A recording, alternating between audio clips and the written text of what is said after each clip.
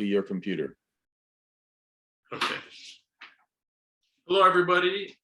This is the first podcast of artificial intelligence and cybersurgery.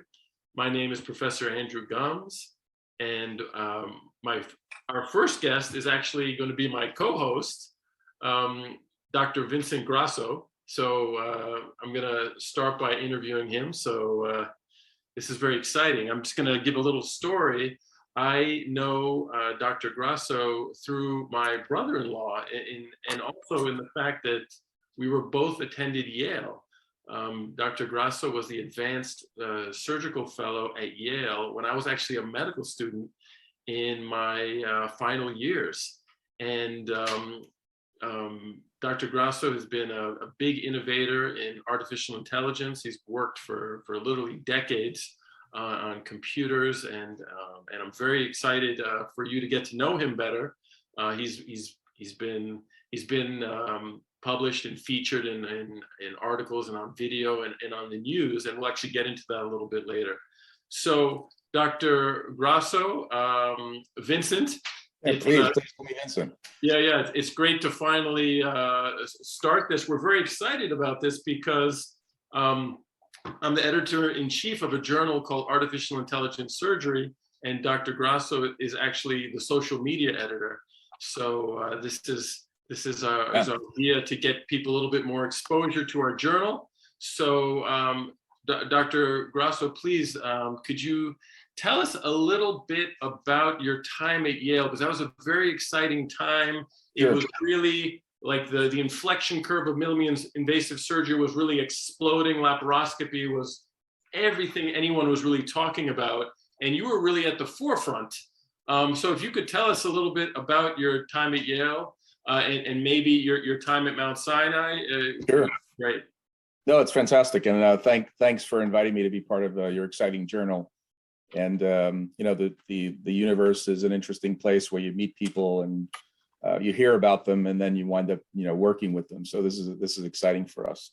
And yeah, just to wind it back a little bit, I was a surgical resident in New York at the Mount Sinai Manhattan program, and my chief resident at the time was your brother-in-law, Dr. Scott Hannon. So he was 2 years ahead of me.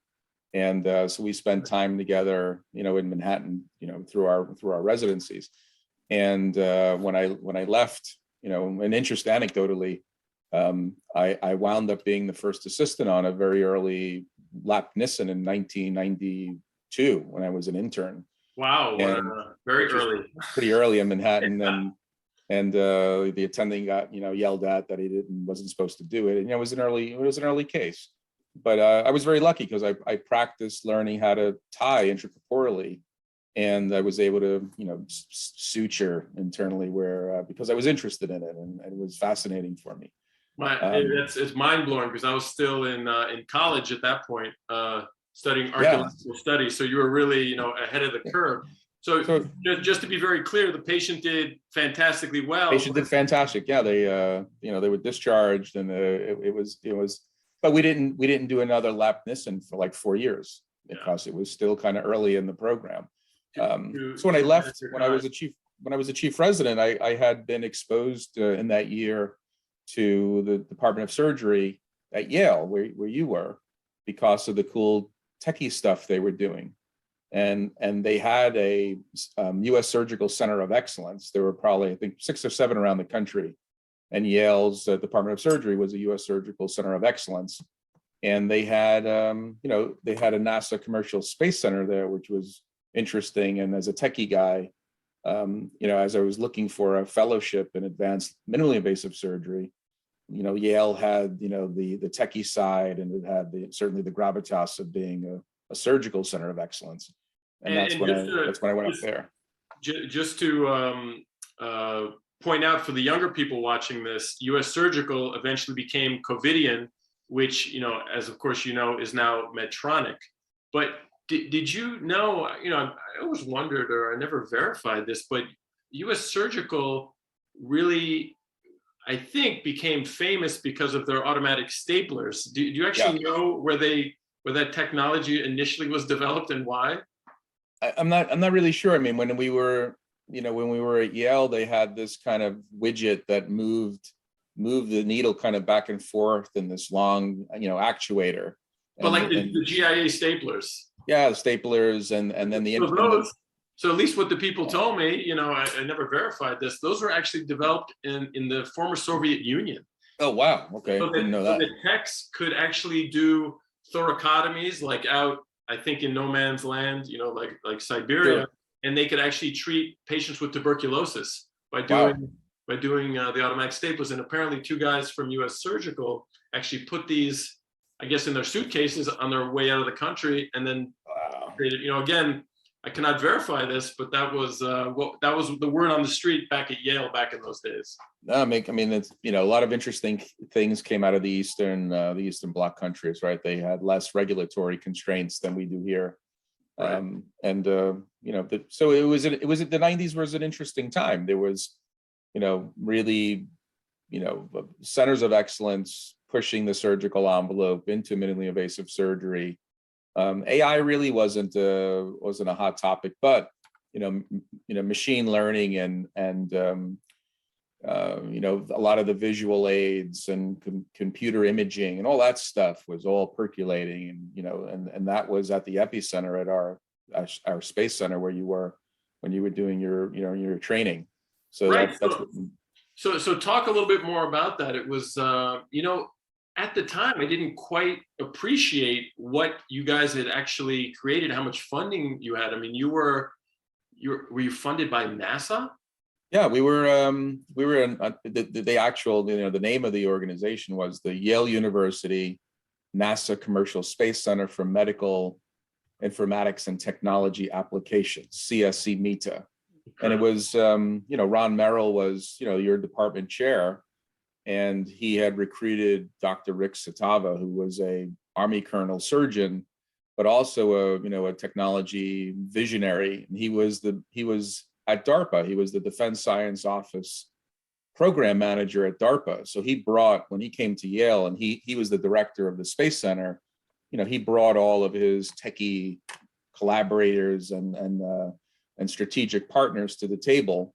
And brought them up to the department. And it was based out of, the 40 Temple Street office across the street from the New Haven Hotel, where we actually had I think on the 3rd floor, there were surgical suites and recovery rooms for patients getting lap choles, not in the hospital. They were being done in this cool ambulatory center where they were going home. It was, kind of groundbreaking at that time.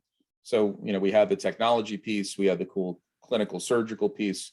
And Rick and I actually brought a book to show you. This was, Rick was the editor of a Cybersurgery Wiley publication that talked about, so this came out in like 97. This talked about all the things that we've seen over the past 20 years that we've taken for granted now, but it was all kind of illuminated in his Cybersurgery, publication.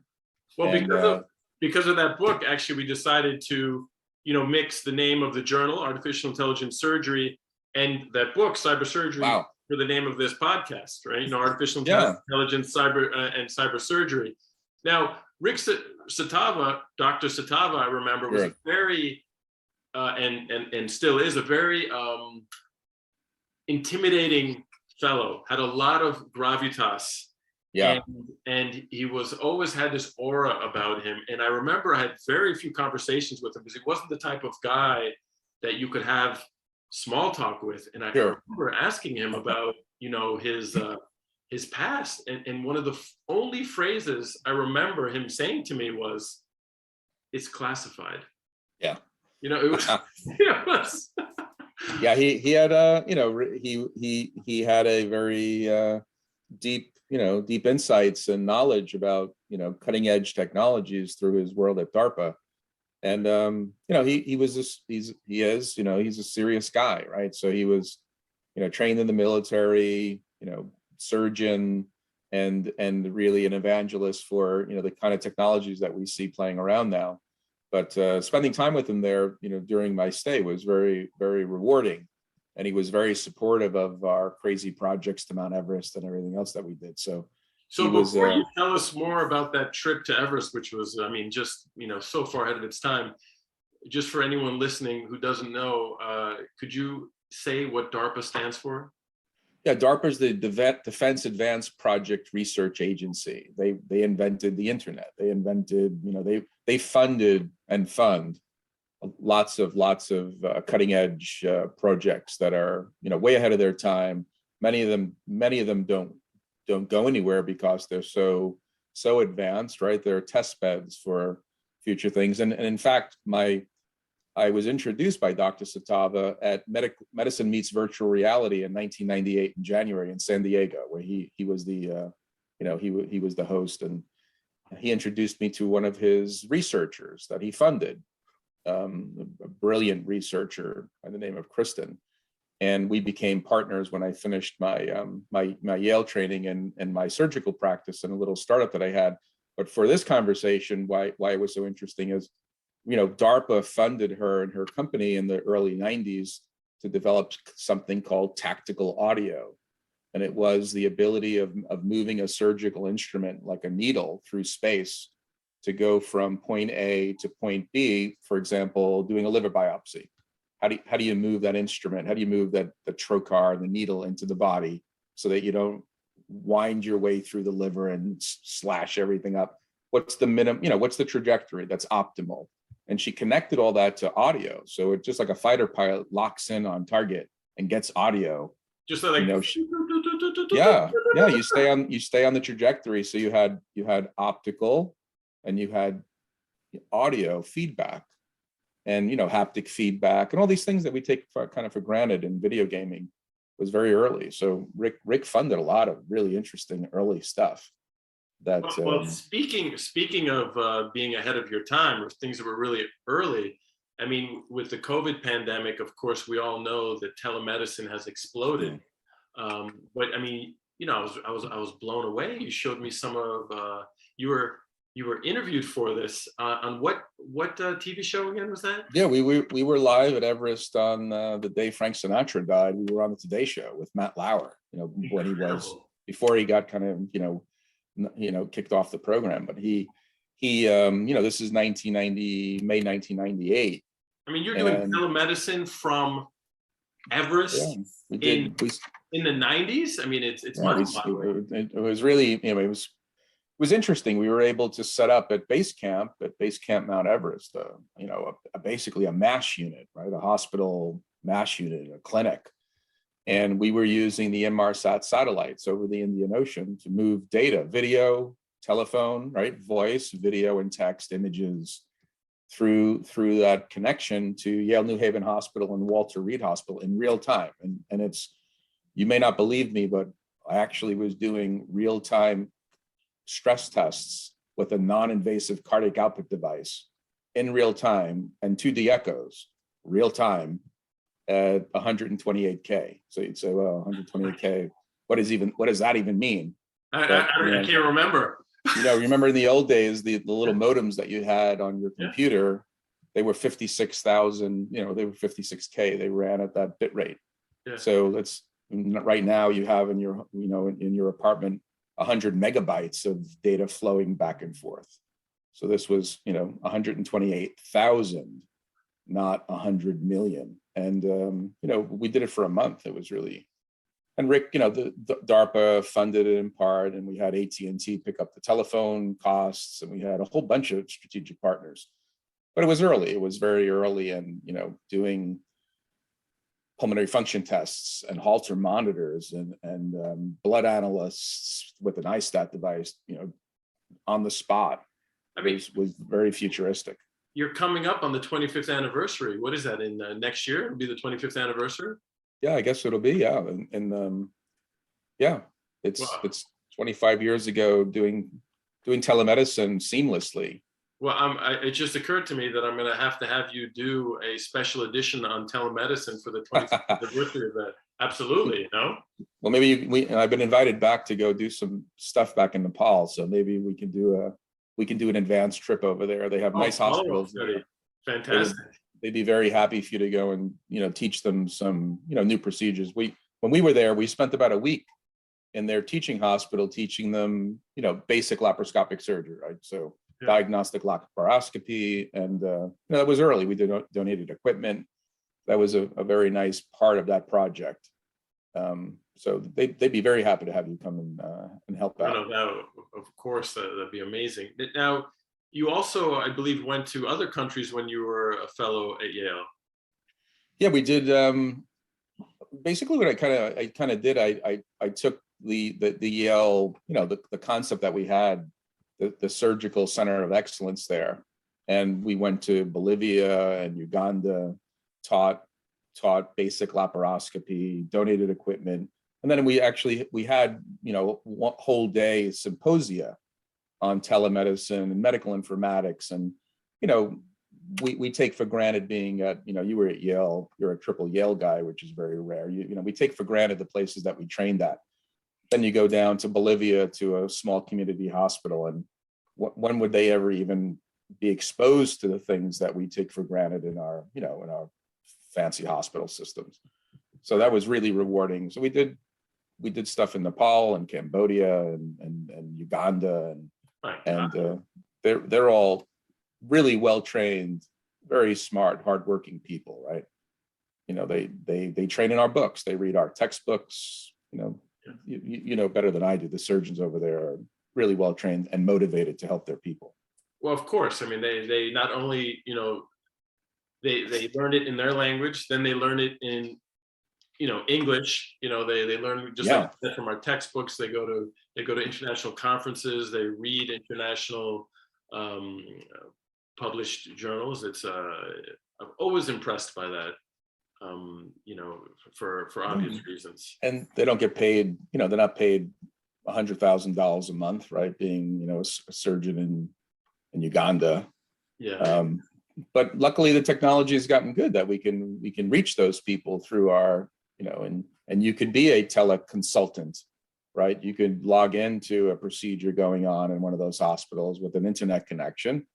And there's actually that company by one of our board members called Proximi. I'm probably Proximi, yeah, which is that's exactly what they do, right?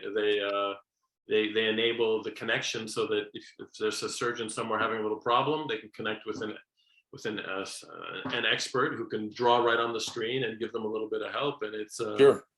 I mean, I found out about her on a TED Talk, and I was very impressed. Yeah, no, we'll have to have her on the podcast. Sure. One of these days. Yeah, no, it's a good time for that. So after your time at Yale, actually, that reminds me, you also did the Topgun program while you were there. Yeah, I was. So when I graduated my surgical residency in July 1, I was in New Haven. I actually started working with Butch Rosser, who had, he had a very good idea about bringing to surgical training, especially if you're going to be suturing, in a minimally invasive manner, you had to develop some new skills, right? Tying knots on the end of two long trocars is different than using your fingers. And he took the insights from the Topgun program for fighter pilots, where they go through a kind of structured training program, right? And you break it down into its components. Any technique that you learn can be broken down into its subcomponents. And he had, it was a cool program at Yale where, he took general surgeons and he took them through this boot camp to teach them how to do techniques really well before you started going into humans and suturing. And so that's where I started. I started in the Topgun program, and then when I met Dr. Satava and I presented to him this concept of going to Everest and doing all the technology stuff I was working on, I got traded actually from the minimally invasive department into the commercial space center. And that's how I wound up doing both of those things. But I remember when I started residency, I mean, my first day of residency, they took us to that Temple Street office, and we did the Topgun program. I remember it was one of the most difficult things I had ever done. Yeah, it's what I liked about it was really very helpful. I mean, so not all of us are ambidextrous, right? So you do things with your dominant hand. But one of the cool things that I had in the Top Gun program was, you had a trocar and there was a little bowl of lima beans, and you got to pick the lima bean up and move it into a cup, and drop it in, right? Not drop it in a small cup. You're timed. And with you're everything. timed, and you start. Your brain isn't used to depth perception in that way. And we have to give people a little visual on this. Yeah, that's true. Butch Rosser played for the University of Miami, was it? I think Mississippi. I think he was a Mississippi guy. He was one of the largest human beings I've ever seen in my life. I mean, he was a linebacker or something. He was massive man. I mean, tall and wide, very imposing character. Yeah, big guy. I mean, this guy would be yelling at you while you're doing the Top Gun thing, and Yeah, I mean, it was a lot of people went through that program, and there's and now I think it was picked up by Sages. So, yes, I mean, that's exactly what I'm getting at it, and it's called FLS. I mean, just like you said, take things for granted. Now it's a standardized thing. You have to get a certificate and everything. And I mean, I was doing it, before I you were there early. You don't realize what you have at the time, but it was incredible. It was really an incredible time.